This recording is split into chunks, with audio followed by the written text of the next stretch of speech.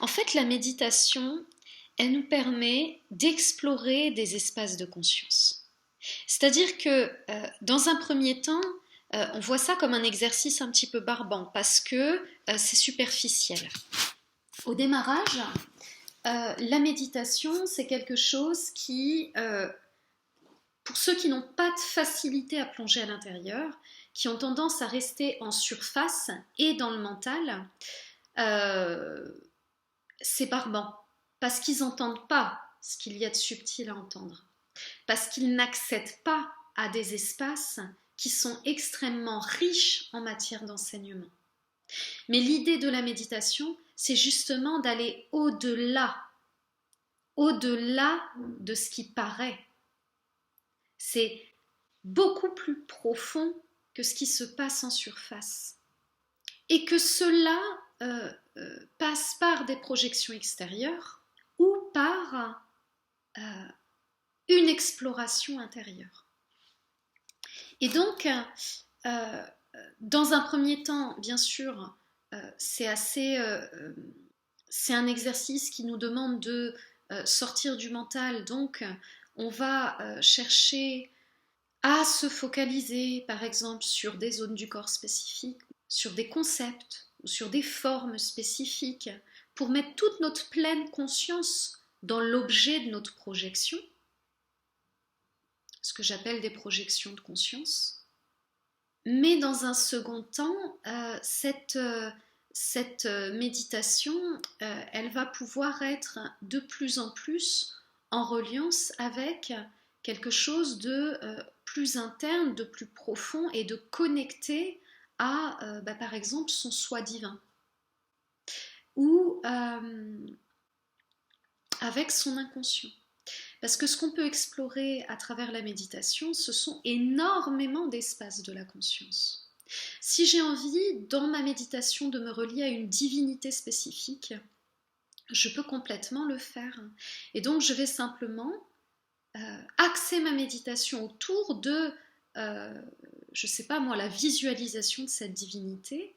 Et donc, à force de mettre toute ma pleine conscience autour de cette divinité, mais alors il n'y a plus rien d'autre qui existe, et bien je vais entrer en connexion avec l'essence qui a émergé autour de cette divinité. Et là, ce que je vais recevoir, ce que je vais ressentir, c'est toute l'énergie qui existe au travers de cette divinité, au travers de tout le processus de foi qui a peut-être été nourri à travers les siècles autour de cette divinité. Et ça va me grandir. Parce qu'entre le petit soi et la divinité qui a été adulée, qui a été priée, etc., au travers des siècles, il y a un monde. Et donc, à entrer dans cet espace-là, privilégié de conscience, à se relier à cette divinité, je vais me sentir grandi, je vais rentrer dans ce processus et ça va me nourrir. Je peux méditer en me concentrant sur mes espaces corporels. Et là, c'est merveilleux parce que quand je médite en me focalisant sur je sais pas moi, certaines zones de mon corps spécifiques, je vais aiguiser ma conscience corporelle et sensorielle. Donc ça, c'est très intéressant aussi. Je vais commencer à ressentir des choses de plus en plus fines. Et je vais commencer à sentir aussi l'énergie circuler dans mon corps. Donc ça, la méditation peut permettre d'accéder à ça également. C'est aussi un outil qui va nous permettre d'explorer l'inconscient, que ce soit de manière volontaire ou que ça s'impose à soi. C'est-à-dire, je peux faire le vide, chercher simplement à rentrer dans mon intériorité, à plonger à l'intérieur de moi et à aller explorer mes zones d'ombre, c'est-à-dire mes zones d'inconscience. Et quand je vais explorer ces zones d'inconscience, il est très probable que des souvenirs surgissent, que des visions s'imposent à moi, par exemple. Et ça peut être des souvenirs de l'enfance, ça peut être des images qui vont représenter des peurs inconscientes. Le fait de conscientiser ces peurs, dans un second temps, va me permettre d'avancer dans mon chemin spirituel, ou plus simplement dans ma vie, dans ma considération de moi-même et sur mes schémas, par exemple. Donc ça, c'est très intéressant, la méditation, pour aller se permettre de faire émerger des choses inconscientes qui, pour autant, ont un impact dans notre vie tant qu'elles restent inconscientes. Voilà. Et la méditation, c'est aussi ce qui permet d'accéder à ce que certains vont appeler le surmoi ou le grand moi, qui est en dehors de notre forme égotique, c'est-à-dire qui est au-delà du petit soi. Le petit soi, moi, mon petit moi, c'est mon individualité avec ma construction caractérielle. Puis à un moment donné, je vais plonger en méditation, mais je vais être dans l'instant et je vais m'oublier. Et donc je ne vais plus penser à rien évidemment, hein. Le futur ça n'existe plus, le passé ça n'existe pas, moi je n'existe plus quelque part. Le petit moi s'oublie, il n'a plus d'importance. Je ne pars pas dans la rêverie, je suis pleinement présent à l'instant. Et quand je suis dans cet espace-là, là je commence à me connecter à quelque chose de beaucoup plus grand que ce petit moi, mais qui est aussi moi, mais un moi beaucoup plus immense, un moi universel en fait. Et il n'y a plus de frontières entre soi et chaque chose, chaque individualité, et le tout et l'univers. Et là on est dans une espèce de sérénité sans faille. Évidemment, tout ce qui peut exister de stress, de tension, de peur disparaissent totalement parce que ces choses-là sont rattachées à la forme égotique de l'être. Donc j'accède au divin en moi. Et là, c'est vraiment parmi les choses les plus belles qu'on puisse vivre dans le cadre de la méditation.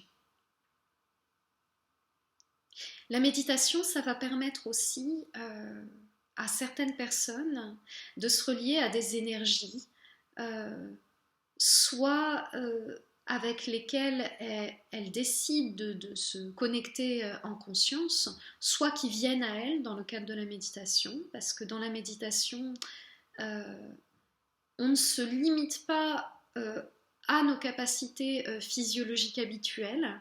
On accède à tout un monde énergétique et à partir du moment où on est habitué à ça et on a ouvert des espaces énergétiques, ça nous permet d'entrer en relation avec des êtres de conscience qui ne sont pas incarnés dans la dimension qu'on connaît nous, voilà, et qui vont nous transmettre aussi des enseignements.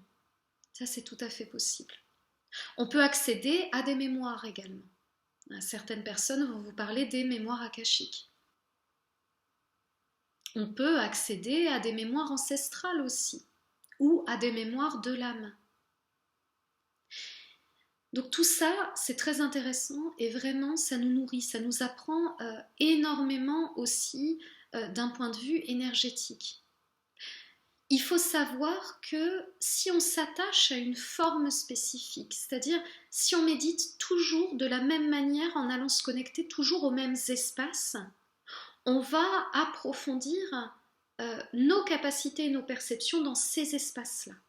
Mais d'un autre côté, on se prive d'en explorer d'autres et d'élargir notre champ de conscience à d'autres espaces de conscience.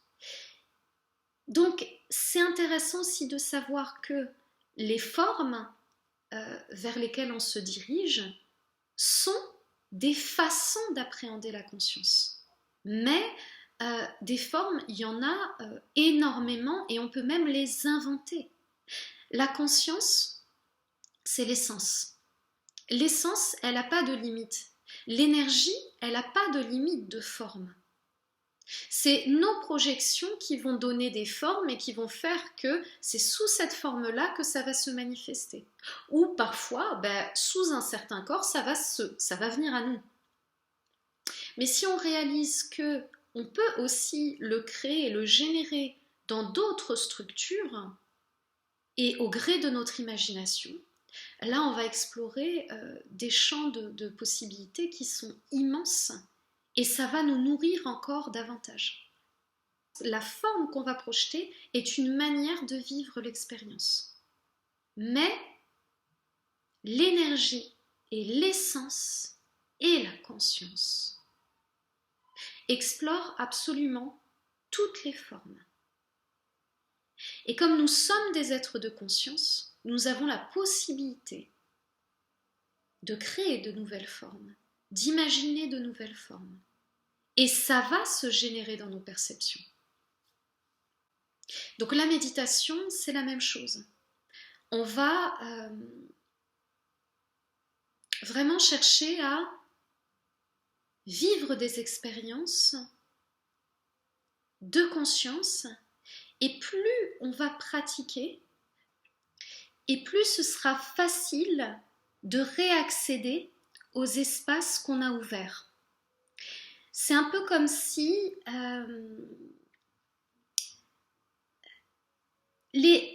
toutes les voies existent en nous, mais c'est comme s'il y avait des arbustes qui avaient poussé sur les passages. Et on ne savait plus comment y réaccéder à cette essence, quelle que soit l'essence, quelle que soit l'essence que l'on va chercher, que ce soit l'essence de l'amour d'une divinité spécifique ou de l'univers lui-même, peu importe.